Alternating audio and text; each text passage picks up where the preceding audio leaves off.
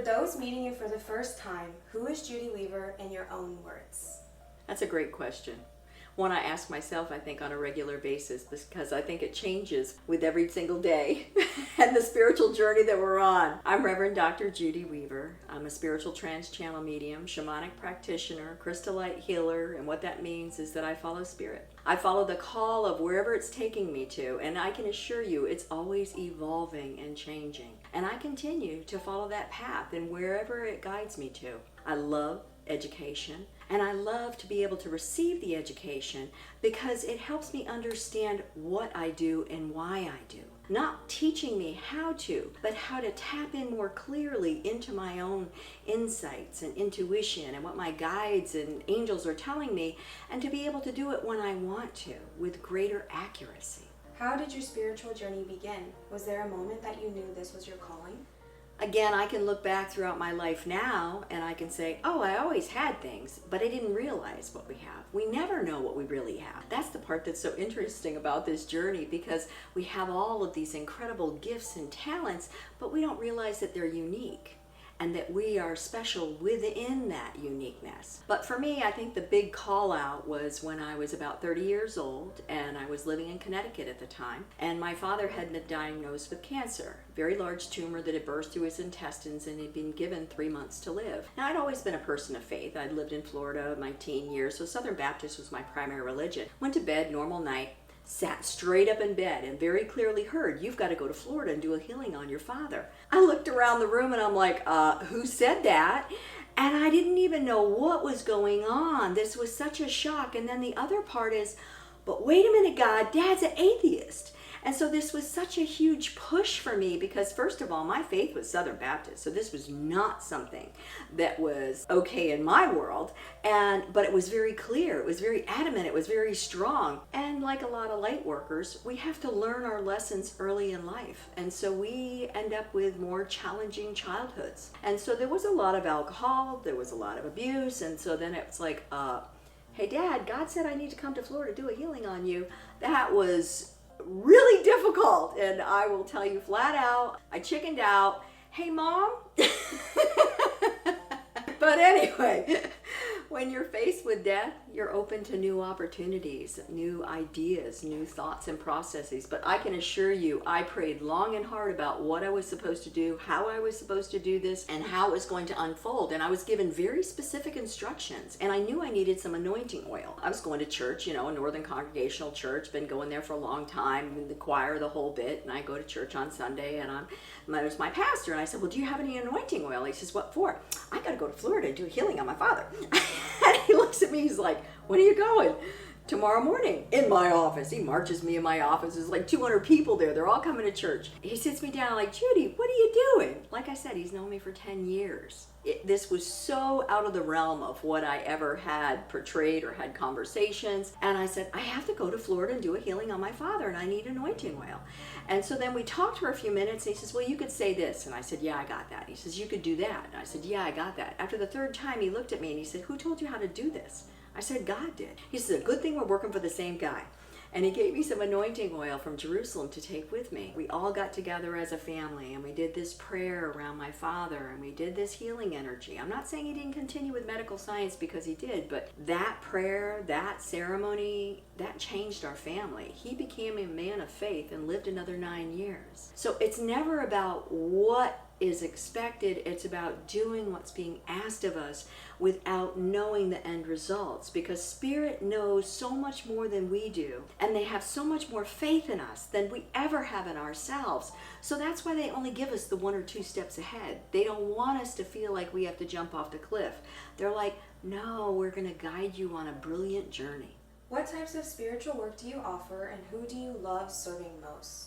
I offer such an array of services that it is actually kind of mind-boggling for myself, because I'm like, well, I can do this, and I can do this, and I can do this. I love my shamanic work. Working with the earth energies really allows you to expand your energy, to draw from a deeper depth of energy, and to be able to share with individuals the ancient knowledge and the wisdom that's here on earth and that's part of our galaxy and all around of us. I love doing the healing work. That's where my journey really began. And it's about just allowing yourself to be in that flow of energy. You allow that energy to move through you. And it's not your business what's really happening with the other person. You're just the conduit of allowing that love energy to move through for them to choose to receive that healing too. But I have to tell you that channeling is really my favorite, and not something I ever had planned for in my world. I don't think anybody grows up and says, oh, I'm going to be a psychic medium, channel, shaman. But the journey unfolds the way it is. But when I moved into that world of channeling, and that was after I had gone down to Brazil, and I had spent time in Abagina, Brazil, really sacred community. It was Easter time, and while I was there, I felt crystals be inserted into the palms of my hand, and crystal tubing shoot through the top of my head. And again, I heard that voice very clearly. I've inserted you with this new crystal hardware so that the level of healing energy can go through your body. Not now, in 6 months. And like I said, this was Easter time. And so then it was Christmas time, and by then I was running the Talk and Stick Circle, which is a Native American gathering that meets in Casadega, Florida. And we come together and to do monthly ceremonies, and I would always go ahead and prepare ahead of time. And so I would write out what I was going to read with my prayer, and I got there and I went to read my prayer and I couldn't speak English.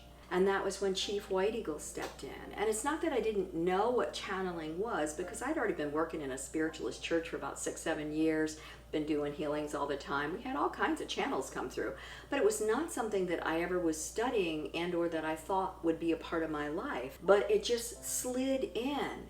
And it was so profound and so raw and so real that it had just a different connotation all the way. And that's what I love about the channeling, is I bring in the individuals, guides and angels and masters and teachers, and these energy beings come in, and every one of you, remember, you've recognized, you feel it, you have that familiarity with it, and it's like, oh, that's who that is. That's what that is. I give a voice to the energy that you already have the relationship with, which is so amazing because it helps awaken everybody. That's why I do my Lightworker activations. I love my Lightworker activations.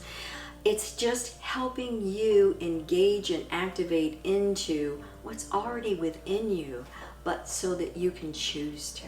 What do people usually walk away feeling after they've been working with you? I would say at least 60% of the people cry and the others are holding it back. But it's not a sad tear. It is always tears of being seen, of being heard, of being felt. People walk away feeling loved, because when I bring in that healing energy and I allow it to flow through, they just receive that pure, raw resonance of unconditional love. And they're seen, they're heard, they're not invisible, they're not odd, they're not an alien of themselves, and or if they have alien tendencies, it's okay, because we all do. We're star seeds. It's being seen and recognized and felt and heard for their exceptionality and their unique abilities, and not being different, but being whole because of all of that uniqueness. You talk a lot about empowerment and self-discovery.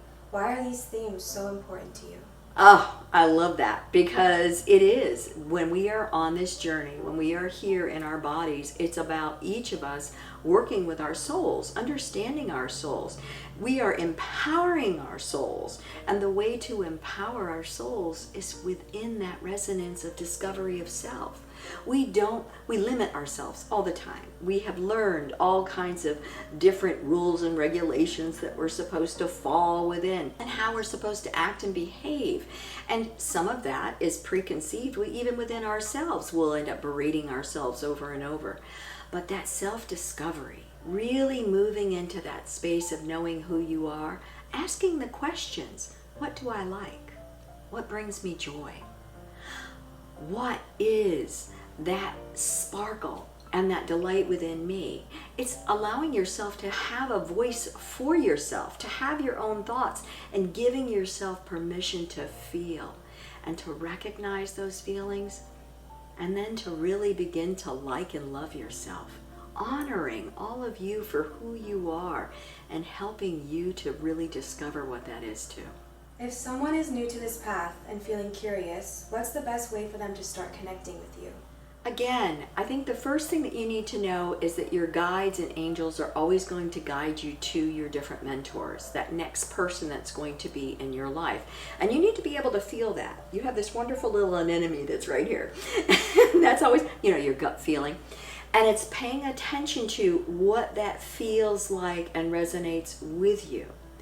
And it's about each of you recognizing that soul truth, because when you hear, when you feel, when you are in the midst of that soul truth knowing, that's where those tears come from. That's where that heart palpitation comes from. That's you moving into that place of, oh, there's a homeness, there's a trust, there's that intuitive resonance of oneness with, and that I'm okay and I can be seen here. You always need to keep yourself in that curious state of mind, and curiosity drives you down every single pathway. But pay attention to who's going to be on your pathway. The other thing that you need to know is that every single teacher that's in your life is for a period of time, because your journey is your journey, and you should outgrow every single one of your teachers if you really are on your own journey. Well, I'd like to thank you all so much. I'm Reverend Dr. Judi Weaver, and I'm so excited that you were able to spend this time with me here today. I do look forward to working with you in the future, and please come and visit me on all of my social media. There's all kinds of different information in the links below. Come and visit me at my website, judiweaver.com, or Heart for Souls. I am just overjoyed with the love of this day and the opportunity to work with each of you. Many blessings, my beautiful friends. Many blessings to you.